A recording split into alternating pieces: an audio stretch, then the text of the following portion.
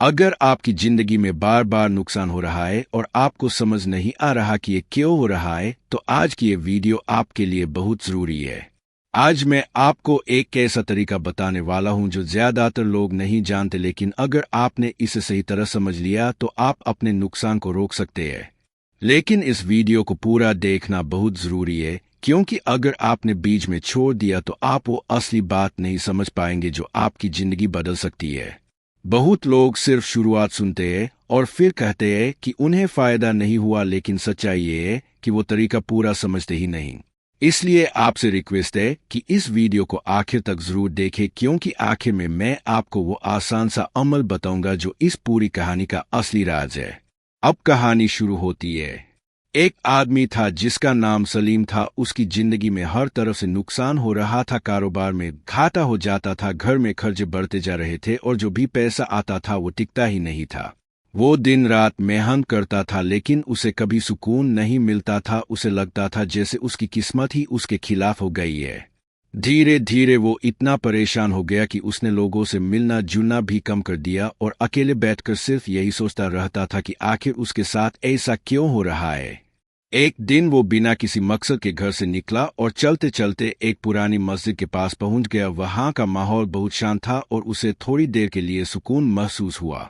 वो वहीं बैठ गया और अपने हालात के बारे में सोचने लगा। तभी एक बुजुर्ग वहां आए। उन्होंने सलीम के चेहरे की परेशानी देखी और उससे पूछा कि बेटा, तुम इतने परेशान क्यों हो। सलीम ने अपनी सारी कहानी बता दी कि कैसे हर बार उसके साथ नुकसान हो जाता है और अब वो थक चुका है। बुजुर्ग ने उसकी बात ध्यान से सुनी और फिर कहा कि हर नुकसान के पीछे एक वजह होती है और हर वजह को समझना जरूरी होता है। उन्होंने कहा कि कभी कभी नुकसान सिर्फ नुकसान नहीं होता, बल्कि एक इशारा होता है कि इंसान को अपने तरीके बदलने चाहिए और अपने रब की तरफ लौटना चाहिए। सलीम ने हैरानी से पूछा कि क्या सच में ऐसा हो सकता है। बुजुर्ग ने कहा कि अगर इंसान सच्चे दिल से कोशिश करे तो हर चीज बदल सकती है, लेकिन इसके लिए उसे सही तरीका अपनाना होगा। सलीम ने कहा कि मुझे वो तरीका बताइए। बुजुर्ग ने कहा कि तरीका बहुत आसान है, लेकिन ज्यादातर लोग इसे हल्के में लेते हैं, इसलिए उन्हें फायदा नहीं होता।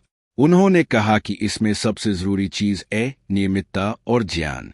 सलीम ने उसी दिन से उस अमल को शुरू करने का फैसला किया। शुरू में उसे कोई खास फर्क महसूस नहीं हुआ, लेकिन उसने हिम्मत नहीं हारी और हर दिन उसी तरीके से अमल करता रहा।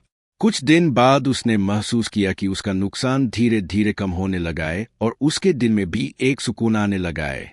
अब वो पहले की तरह हर बात पर घबराता नहीं था, बल्कि सोच समझकर फैसले लेने लगा था।